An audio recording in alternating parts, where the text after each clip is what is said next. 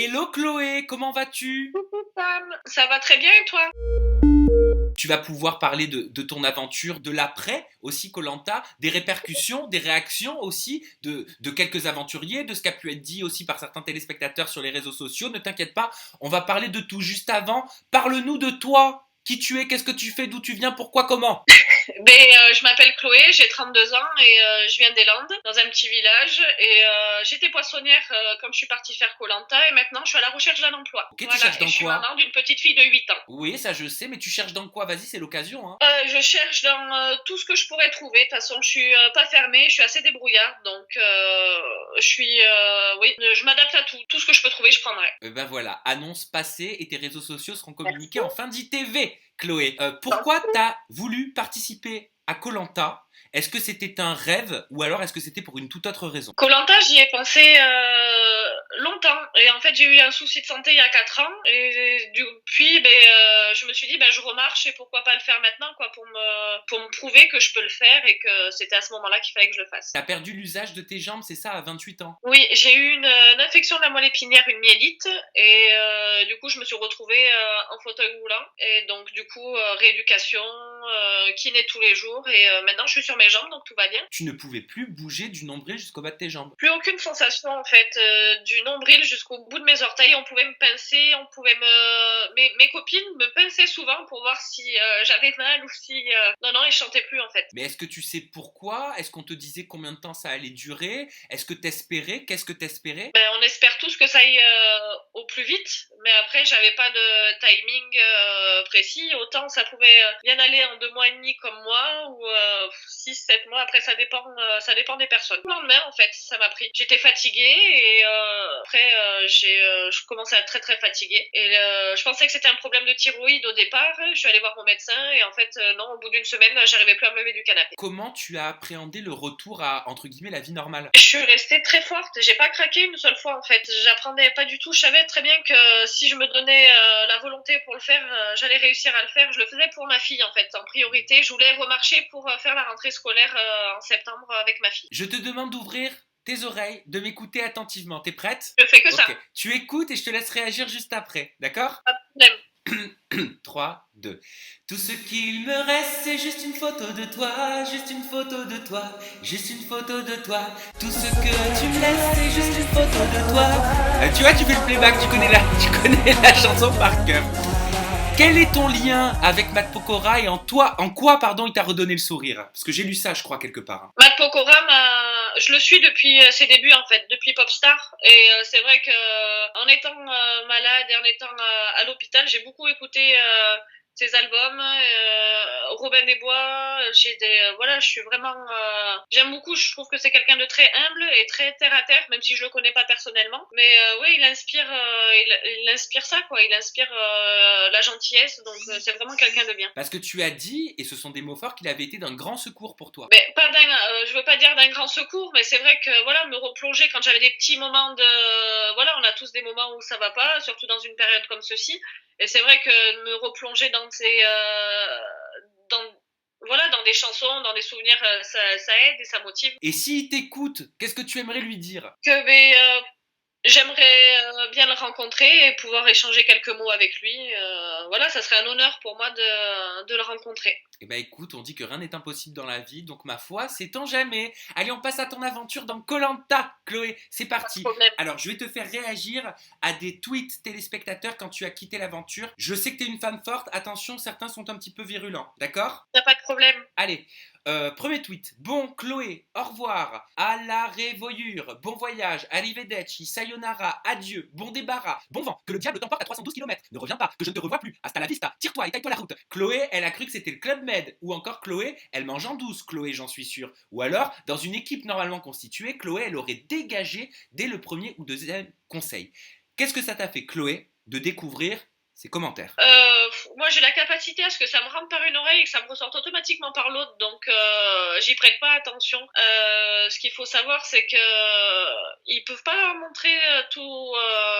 Enfin, la production ne peut pas tout montrer en 72 heures. Ils peuvent pas résumer 2 heures. Donc voilà. Après, les gens, j'ai autant des messages méchants que des messages gentils. Donc moi, je garde que le positif. J'ai même vu des comparaisons avec Julie, l'aventurière de l'année dernière qui n'arrêtait pas de chanter du Disney. Est-ce que tu sais pourquoi? Mais moi, j'adore Julie. Moi, franchement, c'est un honneur qu'on me compare à Julie. Elle est, voilà, elle est terre à terre. Elle a son petit côté. Je m'en fous de ce que les autres peuvent penser de moi. Je fais ce que j'ai envie et voilà. Donc non, non, je suis très honorée qu'on me compare à Julie. Chloé, tu faisais partie de l'équipe rouge.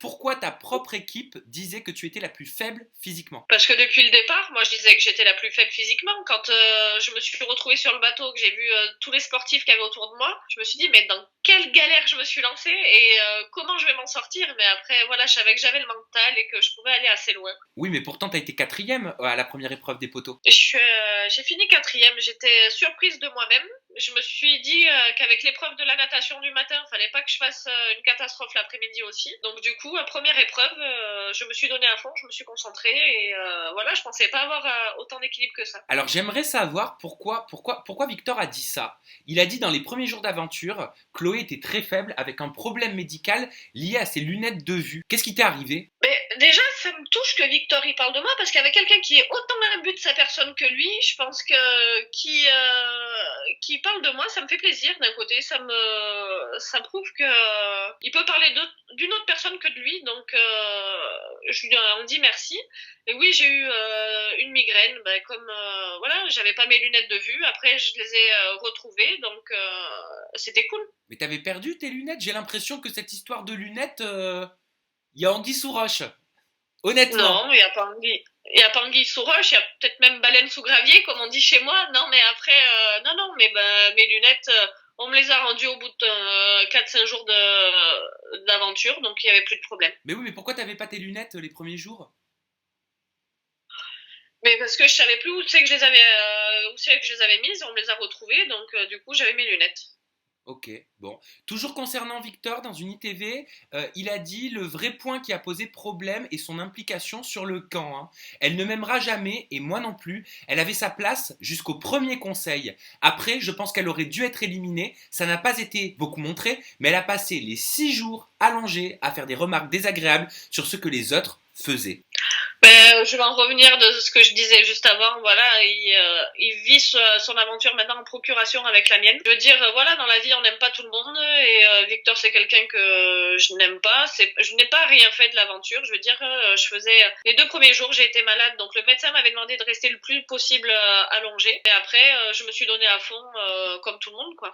Oui, mais alors pourquoi vous vous aimez pas avec Victor? Qu'est-ce qui fait que toi, tu peux pas t'entendre avec Victor, Chloé? Mais Victor, il est trop imbu de sa personne. C'est comme ça. Je pense que c'est dans sa nature et que moi, je suis tellement terre à terre par rapport à lui que ça ne passera pas et ça ne passera jamais. Dans la vie, il y a des gens que t'aimes, il y a des gens que t'aimes pas et Victor, c'est quelqu'un avec qui ça passera pas. T'avais l'impression, toi, d'être désagréable comme il le dit? Non, non, non. Après, moi, je suis désagréable avec les gens qui sont pas agréables avec moi. Je veux dire, les gens qui sont gentils, je suis gentil, mais les gens qui sont des têtes de con avec moi, je suis une tête de con avec eux. Ils m'aimaient pas, ils me parlaient mal, donc moi, je vois pas pourquoi je serais gentil avec quelqu'un qui est désagréable avec moi.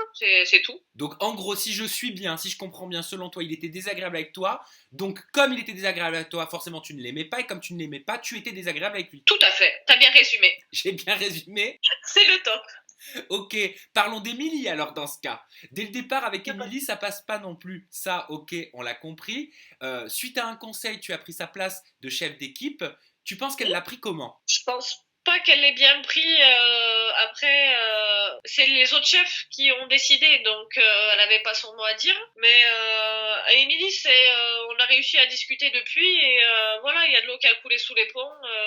On n'aura pas plus d'affinité que ça, mais on va pas s'insulter pour autant. On n'est Bien pas sûr. mauvaise pour autant l'une envers l'autre, quoi. Bien sûr, mais pourquoi est-ce qu'elle était la seule à s'opposer? Moi, elle m'a donné son explication, j'aimerais la tienne. Parce que je suis plus faible physiquement et que les épreuves c'est vachement basé sur le physique et que pour elle, elle pensait que j'avais pas les épaules pour être chef. Elle a dit, en parlant de toi, on ne la voit pas, mais dès le premier épisode, elle me dit clairement qu'elle ne veut pas être dans mon équipe. C'était la plus faible physiquement. Elle a beaucoup de chance que certaines images ne soient pas passées. Elle ne fait strictement rien sur le camp. Son comportement sur le camp, sa façon de penser, sa façon de critiquer, ce n'était franchement pas la plus sympa. L'une et l'autre, on est à l'opposé. On ne sera jamais amis, on n'a rien en commun. On n'a pas de rapport. Il y a Victor qui dit que tu fous rien. Il y a Émilie qui dit que tu fous rien. Qu'est-ce que tu leur réponds? Est-ce qu'ils ont raison?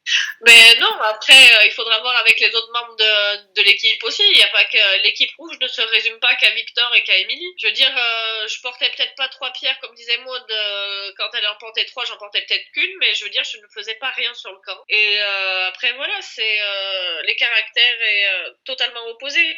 Émilie, vachement féminine, vachement, moi, garçon manqué. Enfin, je veux dire, on est aux antipodes l'une et l'autre au niveau des caractères et au niveau de la personnalité. Mais c'est une aventure que t'as vécue comment, Chloé? Moi, c'est une aventure que j'ai vécue pleinement, que je suis fière d'avoir faite. Et j'ai pas démérité, je me suis toujours donnée à fond dans les épreuves. Donc, non, je suis fière d'avoir pu participer à cette belle aventure qu'est koh. Mais comment ça se passe quand t'es sur place? Parce que j'essaie de moi de me mettre à ta place, moi qui suis pas aventurier pour dessous, hein, mais encore, Tu ne franchement. serais pas, toi?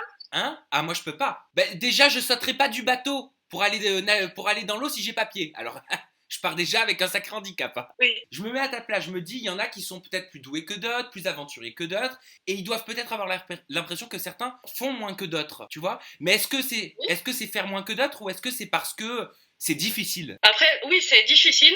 Le fait on dort moins, on mange beaucoup moins aussi. Après, non, je faisais pas moins que les autres. Je me donnais à fond. Quand il fallait chercher du bois, j'allais chercher du bois. Quand il fallait ramener de l'eau, je ramenais de l'eau. Je veux dire, voilà, je faisais avec ce que je pouvais faire pour faire les épreuves après aussi. Donc, non, je ne mérite pas. Après, voilà, Émilie, elle est revenue sur ça, sur le fait, les 2 premiers jours, j'ai pu rien faire parce que le médecin m'avait dit de rester tranquille et dû à mon problème de migraine, c'est tout. Et chef d'équipe, c'était compliqué ou pas? T'as kiffé? Mais j'ai kiffé parce que je peux dire que j'étais chef d'équipe dans koh, mais après c'est pas un rôle qui me voilà, les épreuves physiques, je savais que j'allais devoir toutes les faire, donc c'est ce qui me faisait peur un peu, mais après non, j'étais fière d'avoir fait au moins une fois. Comment passe le temps? Comment passent les journées? Est-ce que t'as conscience de tout ça? On n'a aucune notion du temps, on n'a pas d'heure, on n'a rien, c'est vraiment compliqué, on se base au soleil. Donc dès que le soleil se couche, on va se coucher nous aussi, donc on sait pas quelle heure il est exactement. Après, le temps libre, on le passe à améliorer le camp, voilà, le peaufiner, comme Cyril l'a fait avec ses petites plantes la semaine dernière. Voilà, on s'occupe comme on peut. Alors, dans ta présentation de koh, je me souviens que tu dis d'être quelqu'un d'extrêmement joyeuse. Pourtant, certains téléspectateurs ont trouvé que tu étais plutôt introverti et fermé au niveau des épisodes. On peut lire sur les réseaux sociaux, Chloé est vraiment effacée dans koh. Est-ce que tu avais la sensation d'être introverti? Et si oui, pourquoi? Est-ce qu'il y avait une raison? Non, j'étais pas du tout introvertie. Comme j'ai dit, ils peuvent pas montrer toutes les images non plus, donc ils ont montré ces images-là de moi, c'est pas grave. Après, c'est sûr que on pense quand même, on réfléchit beaucoup à ce qui se passe dans la vraie vie entre guillemets. Enfin, on pense à notre famille, on pense à tout, donc c'est vrai que c'est pas simple d'avoir tout le temps de sourire non plus sur koh. Elle t'a dit quoi, ta famille? C'est quoi les retours que tu as eu par rapport aux épisodes? Pas par rapport à ce que tu leur as raconté en off, hein. Non, ils sont fiers de moi et voilà, l'heure actuelle, je suis chez mon meilleur ami et il m'a dit que j'avais pas démérité et que j'avais montré voilà, que j'avais pas joué de rôle et que j'étais moi-même. Si tu devais me citer les 3 personnes avec qui tu t'es le mieux entendu, avec qui tu es toujours en contact aujourd'hui. C'est pas compliqué, hein. Cyril, Maud et Alexandre. On avait nos petites, on était un petit quatuor, voilà. La mamie, le kéké des plages, le gay et le boulet. Donc voilà, ça résume bien. C'est Cyril d'ailleurs qui avait fait, qui avait parlé du casting de façon hyper comme ça, cloisonnée, mais avec humour, hein, bien sûr, hein. Ah ben oui, c'est sûr, avec humour. Après, on a rigolé entre nous, hein. Voilà. On était vraiment les 4 personnes ouais, aux antipodes l'une des autres, mais on s'entendait super bien. Et à contrario, quels sont les 3 aventuriers de koh, en tout cas de ta saison, avec qui ça ne passera jamais et avec qui tu n'as aucun contact? Et il faut même pas qu'il t'envoie un texto. Honnêtement, avec du recul, je dirais Victor en contrepartie. Après, Émilie, on s'écrit de temps en temps aussi. Xavier, quand on se voit, on est content de se voir aussi. Après, non, à part Victor, je vois pas d'autres personnes. Donc il y a que Victor. Mais il est comment Victor pour que tu te dises ça? Ben, pour moi, voilà, il est trop sur lui, trop sûr de lui. Donc, C'est un défaut? et c'est pas quelqu'un. Ouais, je ne comprends pas les gens qui soient autant sûrs d'eux, quoi. C'est bizarre. Ton élimination, tu t'y attendais? Oui et non. Je savais qu'il voulait peut-être garder Xavier qui était plus fort physiquement, mais jusqu'à la fin, on croit voilà qu'on peut être sauvé. J'ai cherché le collier, je l'ai pas trouvé, donc jusqu'à la fin, on croit qu'on peut le faire, quoi. Oui, mais du fait que tu aies été éliminé par tes alliés, est-ce que tu l'as pris comme une trahison? Non, en aucun cas je l'ai pris comme une trahison. Ils ont voulu garder Xavier qui est plus fort physiquement que moi pour aller plus loin dans l'aventure. Après, je leur en tiens pas rigueur. Je veux dire, c'est vraiment des personnes en or et je regrette pas du tout d'avoir été avec eux dans leur équipe et je leur en tiens... Non, c'est aucune trahison. Selon toi, quels sont les 4 aventuriers qui iront le plus loin? Mais j'aimerais Maud, Cyril et Alexandre, j'aimerais les voir aller loin. Après, moi, je sais que j'aime beaucoup Béatrice. Si je devais choisir dans les autres équipes, j'aime bien Béa. Et j'aime beaucoup Mohamed et Brice chez les Bleus. Donc voilà, je suis partagée. Et qui va gagner selon toi? Qui doit gagner? Qui doit gagner? Ouais. Pourquoi? Cyril. Pour moi, c'est Cyril. C'est voilà. Après, j'espère qu'il allait le plus loin possible et qu'il ira loin, qu'il gagnera parce que c'est vraiment quelqu'un de super. C'est la joie de vivre, c'est tout, Cyril. C'est l'homme, l'humain, le côté décalé.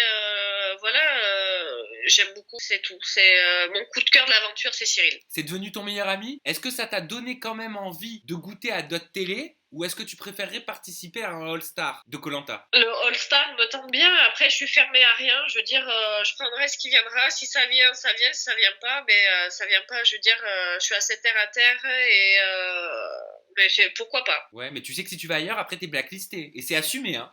Je sais.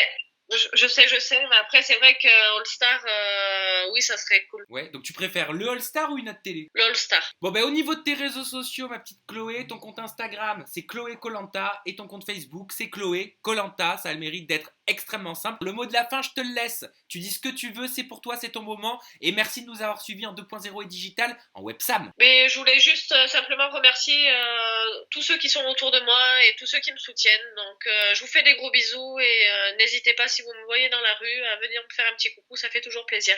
Voilà, gros bisous. Gros bisous à tous, merci de nous avoir suivis, bye bye.